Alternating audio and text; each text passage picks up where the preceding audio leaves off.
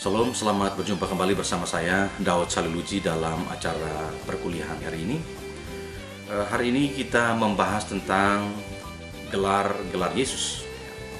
Pada pertemuan yang lalu kita sudah bicara tentang gelar Mesias, dan hari ini kita akan membahas secara khusus tentang gelar Yesus sebagai hamba dan juga sebagai anak manusia.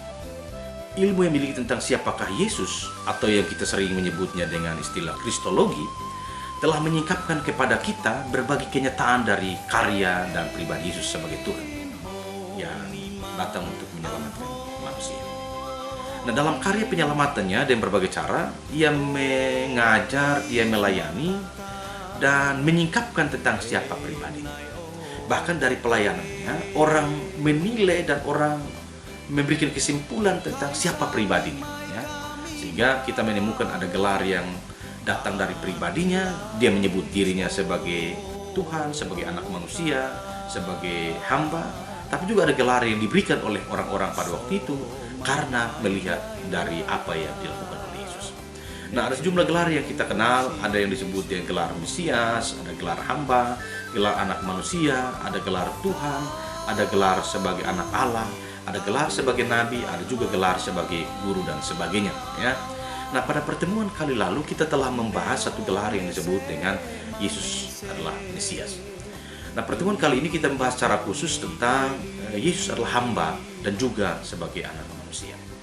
Kita mulai dari yang pertama, yaitu Yesus sebagai hamba. Nah, kata hamba itu dalam bahasa Yunani terjemahkan dari kata paisteo yang bisa berarti anak Allah, tapi juga bisa berarti hamba Allah. Nah, dalam masa antara perjanjian lama dan perjanjian baru, ungkapan tersebut memiliki arti lebih kepada hamba Allah. Kata ini meneruskan penggunaan kata Evet Yahweh, ya. Kata Evet atau kata Evet Yahweh dalam perjanjian lama yang memiliki makna religius, ya. Nah, Simerli dan Jeremias dalam bukunya The Servant of God, ya, yang dikutip oleh Donald Guthrie dalam bukunya Teologi Perjanjian Baru, menjelaskan tentang 5 hal mengenai penggunaan kata Evet Yahweh dalam perjanjian lama, ya. Tetapi penggunaannya secara berbeda, ya, berbeda satu dengan yang lain. Yang pertama, Evet atau hamba adalah cara orang saling menyebutkan diri di hadapan Allah. Jadi di hadapan Allah dia menyebutkan dirinya sebagai hamba, dalam artian bahwa ketidaklayakannya dia, ya, ketidakberdayaannya dia ketika berhadapan dengan Allah. Dia menyebut dirinya sebagai seorang hamba atau Evet. Ya. Yang kedua, kata Evet Yahweh atau hamba Allah adalah kata dipakai untuk menunjuk kepada orang yang disebut sebagai orang-orang saleh. Jadi ada kata yang dipakai oleh orang tertentu untuk menunjuk kepada orang-orang yang disebut sebagai orang-orang saleh. Yang ketiga, ya, Evet Yahweh dalam bentuk tunggal.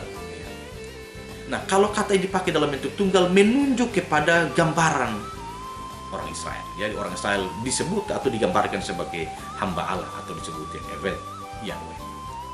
Yang keempat, kata Evet Yahweh sebagai gelar khusus untuk menggambarkan orang-orang yang dipakai Tuhan secara istimewa. Jadi mereka yang dipakai Tuhan secara istimewa, mereka yang dipilih oleh Allah untuk karya-karya yang ingin Allah pakai mereka, Allah lakukan dalam diri mereka, maka orang menyebut mereka sebagai hamba Allah. Dan yang kelima, hamba Allah yaitu Mesias yang hanya ditemukan dalam bentuk kata hambaku. Dalam hal ini pembicaranya Allah. Dan justru kata inilah menunjuk kepada Yesus atau menunjuk kepada Mesias yang akan datang. Nah, itu 5 hal yang dipakai untuk menggambarkan tentang Evet Yahweh dalam konteks perjanjian lama, ya. Nah, penggunaan secara berbeda mengarahkan kepada pengertian terhadap perikop hamba dalam kitab Yesaya. Ya, kita bisa lihat dalam Yesaya 42 ayat 1-4, Yesaya 49 1-6, Yesaya 50 ayat 4-9, bahkan Yesaya 52 ya ayat 13 sampai Yesaya 53 ayat 12. Nah, ada penafsiran tentang perikop-perikop tersebut, namun pada akhirnya disimpulkan bahwa tugas hamba dalam perikop-perikop ini mengarah kepada suatu pribadi yang dipanggil Allah untuk memperbarui Israel. Ya. Jadi gambaran perikop dalam kitab Yesaya tentang hamba itu sebetulnya dan akhirnya dia mengarah kepada pribadi atau orang tertentu yang dipanggil Allah untuk memperbarui bangsa pilihannya, yaitu bangsa Israel. Nah, dan untuk mencapai tujuannya, ya, hamba Allah yang dipilih ini harus menghadapi berbagai penderitaan yang sifatnya demi orang lain. Dengan kata lain, dia menanggung penderitaan bukan karena dirinya, tapi dia menanggung penderitaan untuk membebaskan orang lain, untuk menolong orang lain, untuk menyelamatkan orang lain. Jadi hamba itu selalu digambarkan sebagai orang yang menanggung sebuah penderitaan untuk kesenangan orang lain. Hamba itu digambarkan sebagai orang yang menanggung sebuah penderitaan untuk kepentingan orang lain atau untuk keselamatan orang lain. Nah, dalam Perjanjian Baru, penginjil Matius memahami tentang pribadi Yesus sebagai hamba yang menderita dan menanggung kesengsaraan atau penderitaan manusia. Ya. Kita bisa lihat dalam Matius pasal 8 ayat 17 dan Matius 12 ayat 18 sampai ayat yang ke-21. Di mana ketika Yesus menyembuhkan banyak orang, ya, Matius mengutip apa yang dikatakan oleh Nabi Yesaya, bahwa yang dilakukan ini supaya genaplah yang tertulis dalam Yesaya sebagai seorang hamba yang harus menanggung penderitaan orang-orang banyak. Nah, dalam Injil Lukas pasal 22 ayat 37, Yesus juga mengutip Yesaya 53 untuk menjelaskan dirinya sebagai seorang hamba yang datang untuk berita dan dihitung di antara pemberontak-pemberontak. Ya. Jadi Yesus mengatakan setelah dia melakukan sebuah karya, dia mengatakan bahwa biar mengatakan bahwa genaplah, supaya genaplah apa yang tertulis oleh kitab Nabi Yesaya, bahwa dia dihitung di antara para pemberontak. Dalam Yohanes pasal 1 ayat 29, ketika Yohanes Pembaptis melihat Yesus datang, maka ia berkata bahwa lihatlah anak domba Allah yang menghapus dosa manusia. Nah, kata domba Allah ini dilihat setara dengan hamba dalam konteks Yesaya 53 ayat 7 itu, yang disebutkan sana seperti anak domba yang dibawa ke pembantaian, ya, tanpa mengeluh dan tanpa melawan.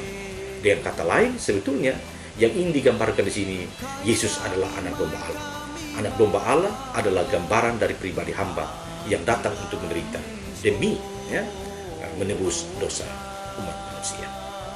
Nah, bagaimana dengan surat Paulus? Nah, dalam Filipi pasal 2, ya, Paulus menggambarkan tentang latar belakang mengenai seorang hamba yang menderita. Ya. Dikatakan di sana bahwa yang walaupun dalam rupa Allah tidak menganggap kesetaraan dengan Allah itu sebagai milik yang harus dipertahankan, melainkan telah mengosongkan dirinya sendiri dan mengambil rupa seorang hamba dan menjadi sama dengan manusia. Dan dalam keadaan sebagai manusia, ia telah merendahkan dirinya dan taat sampai mati, bahkan sampai mati di atas kayu salib. Nah, Rasul Paulus menggambarkan kepada kita semua bahwa kehadiran Yesus yang adalah Allah itu, ya, dia tidak menganggap dirinya sebagai Allah. Dia mengosongkan dirinya dan turun ke dalam dunia dalam kerendahan. Ya. Dalam kondisi seperti itu sebetulnya mau digambarkan kepada kita bahwa Allah merendahkan dirinya seperti seorang hamba, ya, melakukan tugas seperti seorang hamba, ya, tidak mempedulikan tentang kemuliaannya atau tidak mempedulikan tentang kemahakuasaannya, kemuliaannya, lalu kemudian dia merendahkan diri seperti seorang hamba demi melakukan sebuah tugas penyelamatan bagi manusia. Ya. Nah, ini yang digambarkan oleh Perjanjian Baru tentang Yesus sebagai seorang hamba. Nah, kita tahu bersama ketika bicara tentang hamba itu arti bicara tentang satu tugas yang dilakukan oleh seseorang yang sangat-sangat rendah, ya. Bahkan mungkin dalam konteks tertentu hamba itu tidak mendapatkan posisi. Hamba itu adalah orang suruhan, hamba itu adalah seorang yang melayani, hamba itu adalah seorang yang, ya, melakukan sebuah tugas demi kepentingan seorang tuannya, ya. Dan ini yang dilakukan oleh Yesus. Yesus melakukan tugasnya sebagai seorang hamba, bukan untuk kepentingan dirinya, sebagai seorang pribadi. Ya. Tentu siapa saja tidak mungkin ingin untuk melakukan sesuatu untuk kepentingan orang lain dan dia harus mengalami sebuah penderitaan. Tapi itu yang dilakukan oleh Yesus. Yesus memberikan dirinya sebagai seorang hamba, menjadi seorang hamba untuk melayani atau untuk kepentingan orang-orang yang dilayaninya. Jadi kesimpulannya adalah bahwa Yesus memberi dirinya untuk melayani manusia, memberi dirinya untuk menderita demi keselamatan manusia. Bahkan dia menyatakan dirinya sebagai penggenapan dari apa yang dikatakan oleh Nabi Yesaya. Jadi sebutan hamba itu bukan sekedar datang oleh karena orang-orang pada melihat dia melakukan tugas hamba, tapi Yesus juga mengatakan bahwa ketika dia melakukan sebuah tugas sebagai seorang hamba adalah penggenapan dari apa yang dikatakan oleh Nabi Yesaya dalam Yesaya 53. Gelar yang berikutnya kita bahas pada kesempatan hari ini adalah gelar Yesus sebagai anak manusia. Gelar ini langsung dipakai oleh Yesus dan menunjuk kepada diri. Ya. Jadi berulang-ulang kali Yesus mengatakan dirinya dengan sebutan anak manusia. Nah, untuk membahas gelar Yesus ini maka dapat diklasifikasi menjadi 3 klasifikasi pemahaman berdasarkan penggunaannya. Ya.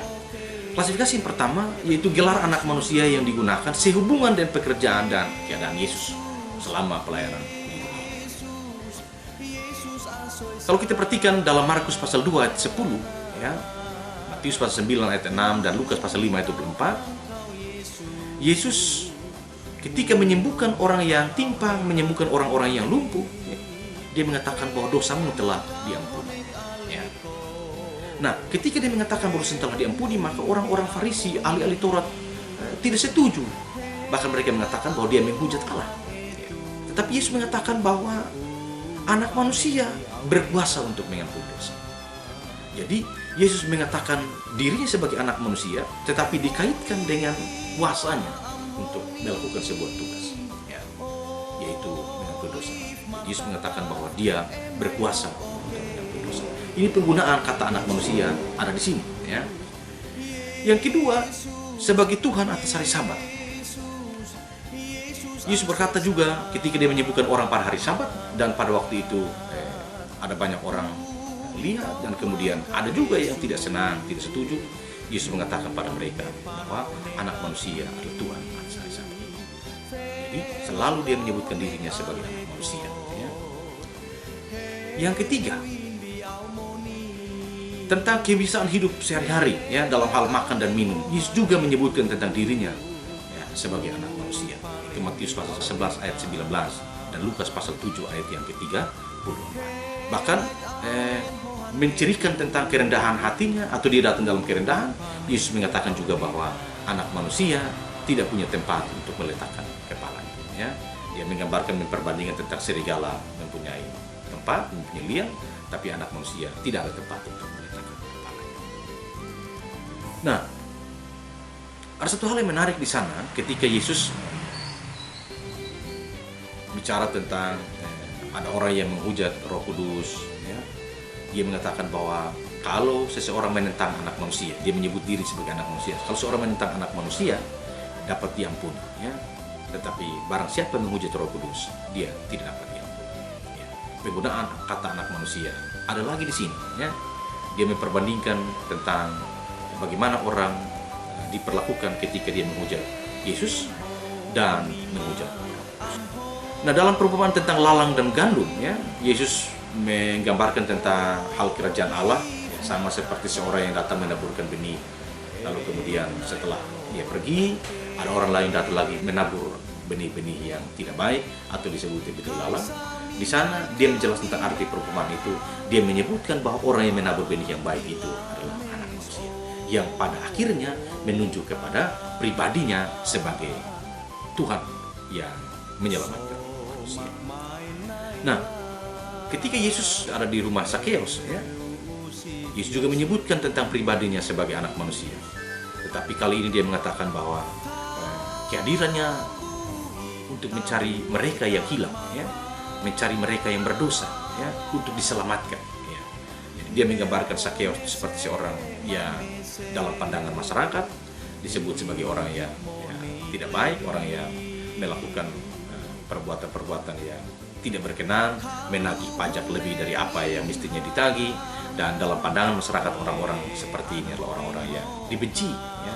Tetapi pada waktu Yesus datang dan kemudian dia masuk dan makan bersama-sama di rumahnya, menurut Yesus kehadiran dia untuk menyelamatkan orang-orang yang terhilang seperti itu. Nah, lagi-lagi dia mengatakan dirinya sebagai anak manusia. Nah, itu beberapa hal yang menjelaskan kepada kita tentang penggunaan kata anak manusia sehubungan dengan pekerjaan dan keadaan Yesus selama ada hidup ini. Yang kedua adalah penggunaan gelar anak manusia sehubungan dengan penderitaannya. Jadi Yesus menubuatkan tentang penderitaannya dimulai dengan sebutan anak manusia. Ya, jadi mengatakan anak manusia akan menderita, dia akan disalibkan, dia akan didera dan sebagainya. Ya, kita bisa lihat dalam Markus pasal 8 ayat 31 dan Lukas 9 ayat 22 dan Matius 16 ayat 21. Ya. Waktu itu kalau kita masih ingat Yesus mengatakan itu dan kemudian Petrus menarik Yesus ke samping dan berkata hal itu tidak boleh terjadi. Ya. Jadi Yesus menggambarkan tentang dirinya ya, sebagai anak manusia yang datang untuk menderita. Nah, Yesus juga menubuatkan tentang kematian dan kebangkitannya dimulai dengan kata anak manusia akan bangkit. Anak manusia akan mati dan akan bangkit. Itu Markus pasal 9 ayat 9. Nah, bahkan dalam pemberitaan ketiga tentang penderitaannya, ya, Yesus mengajak murid-muridnya untuk pergi ke Yerusalem karena dia mengatakan bahwa anak manusia akan diserahkan. Jadi kalau kita perhatikan dengan baik, ya, Yesus menyebutkan dirinya sehubungan dengan penderitaannya selalu dikaitkan dengan kata atau dimulai dengan kata anak manusia. Anak manusia akan menderita, dia akan disalibkan, dia akan mati, dia akan bangkit pada hari yang ketiga. Ini semua menggambarkan kepada kita bahwa gelar anak manusia itu datang dari dirinya sendiri atau datang dari pribadi Yesus. Yesus yang mengatakan dirinya sebagai anak manusia. Bahkan ketika dalam perjamuan malam itu dia mengatakan tentang celakalah orang yang menyerahkan anak manusia. Pengkhianatan yang dilakukan oleh Yudas sebelumnya sudah dibuatkan oleh Yesus bahwa celakalah orang yang menyerahkan akan Yesus. Jadi kata anak manusia ini sekali lagi dia datang dari pribadi Yesus, bukan datang dari sebutan orang yang di luar Yesus. Ya, hal yang ketiga yaitu bahwa penggunaan gelar anak manusia berhubungan dengan pengagungan dan kemuliaan yang akan datang. Yesus mengatakan bahwa barang siapa malu karena anak manusia, maka ia juga akan malu untuk mengakuinya di depan Bapa di sorga pada waktu dia datang kelak dalam kemuliaan Bapanya. Ya, itu bisa dibaca dalam Markus pasal 8 ayat 38 dan Matius 16 ayat 27 dan Lukas 9 ayat 9 sampai 26. Ya. Nah, suatu waktu ketika Yesus bertemu dengan murid-murid pertama, ya, dia menjelaskan kepada mereka tentang pribadinya. Ya. Bahkan Yesus mengatakan bahwa pada waktunya nanti Nathanael dan murid-murid akan melihat anak manusia. Ya. Dia menjelaskan bahwa pada waktunya nanti akan melihat malaikat Allah akan turun naik datang kepada anak manusia. Itu menurut Injil Yohanes pasal 1 ayat 51. Bahkan dalam Injil Yohanes dijelaskan di sana bahwa ketika Yesus bercakap-cakap dengan Nikodemus, ya, dia menjelaskan tentang lahir baru, ya, atau bagaimana seorang bisa mendapatkan kehidupan yang kekal. Yesus menjelaskan juga tentang pribadinya sebagai anak manusia. Jadi Yesus menjelaskan bahwa orang ingin lahir baru, Yesus adalah jalan satu-satunya, ya, bahwa anak manusia sebagai jalan agar manusia dapat memperoleh hidup yang kekal. Itu yang disampaikan kepada Nikodemus, dan kata anak manusia kembali dipakai oleh Yesus untuk menjelaskan tentang pribadinya. Nah, yang berikut bahwa Yesus juga menyebutkan bahwa pada waktunya nanti, ya, nanti orang akan melihat tentang anak manusia datang di atas awan-awan dengan segala kekuasaannya dan kemuliaannya datang ke dalam dunia ini. Ya. Itu menurut Markus pasal 13 ayat 26, Matius 24 ayat 30. Nah, ada satu hal yang harus diperhatikan ketika Yesus ada di mahkamah agama. Imam besar bertanya kepada Yesus, apakah engkau adalah Mesias? Ya, Yesus menjawab dia bahwa akulah dia. Tetapi dia melanjutkannya dengan sebuah kata, dia bilang, kamu akan melihat anak manusia duduk di sebelah kanan Allah Bapa yang Maha Kuasa. Dan kemudian dia akan datang di tengah awan-awan. Ya. Jadi menggambarkan dirinya sebagai anak manusia yang akan datang. Ya. Jadi ini kalau kita perhatikan dengan baik, sebetulnya yang mau dikatakan kepada kita bahwa dia menggambarkan dirinya sebagai anak manusia, tetapi ada hubungan dengan pengagungan dan kemuliaan yang akan datang. Bahkan dalam khotbah tentang akhir zaman, Yesus menyebutkan bahwa akan ada tanda tentang anak manusia, ya. Dan anak manusia akan datang dalam kemuliaannya untuk mengumpulkan orang-orang pilihan di muka bumi ini. Bahkan kedatangan anak manusia pada waktu yang tidak diduga, ya. Jadi kembali Yesus menghubungkan dirinya sebagai anak manusia, tetapi dia menggambarkan tentang sebuah waktu yang akan datang. Nah, itu beberapa hal yang dapat kita tangkap dari sebutan Yesus sebagai anak manusia. Jadi kata Yesus sebagai anak manusia atau gelar Yesus sebagai anak manusia ini bukan datang dari sebutan orang-orang pada waktu itu, bukan datang dari sebutan murid-murid, tapi Yesus sendiri mengungkapkan dirinya sebagai anak manusia, ya.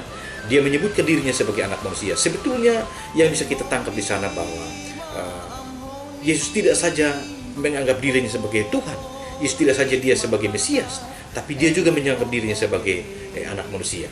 Ini ada hubungannya dengan hamba yang menderita, ya. Dia menyebutkan dirinya sebagai anak manusia. Ini bicara tentang kerendahan juga, ya.